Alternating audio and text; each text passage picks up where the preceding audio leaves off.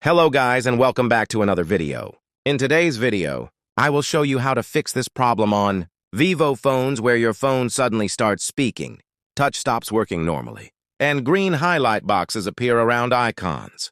Many people think their phone is damaged or hacked, but actually this happens because the TalkBack accessibility feature gets turned on accidentally. Usually it happens when someone presses the volume up and volume down buttons together for a few seconds. When TalkBack is enabled, the phone works differently. You have to tap once to select an app and then double tap to open it. Also, if you want to scroll or swipe, you need to use 2 fingers instead of 1 finger. That is why many people think the touch is not working properly. Now let me show you how to fix it.